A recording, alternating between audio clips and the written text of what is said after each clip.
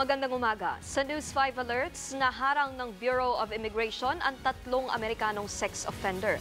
Ang 2 sa kanila na galing Taipei, Taiwan at Shanghai, China, naharang sa NAIA. Habang ang isa naman naharang sa Mactan, Cebu International Airport at galing Dubai. Lahat sila nakatag bilang sex offender sa Amerika. Ayon sa mga otoridad, pinabalik na sa mga pinanggalingan nilang bansa ang 3 banyaga kahapon. Nasa blacklist na rin sila ng Immigration Bureau.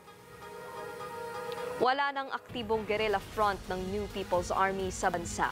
Yan ang tiniyak ni Pangulong Bongbong Marcos. Resulta raw yan ng anti-communist insurgency campaign ng gobyerno. Ayon sa Pangulo, mula nitong Disyembre, nakapag-neutralize ang pamahalaan ng higit 1,000 miyembro ng communist at local terrorist groups, habang nasa 1,000 armas ang nasamsam o kaya ay naisuko. Samantala, nasa Brunei, Darussalam ngayon ang Pangulo para dumalo sa royal wedding ng anak ng Sultan ng Brunei na si Hassanal Bolkiah.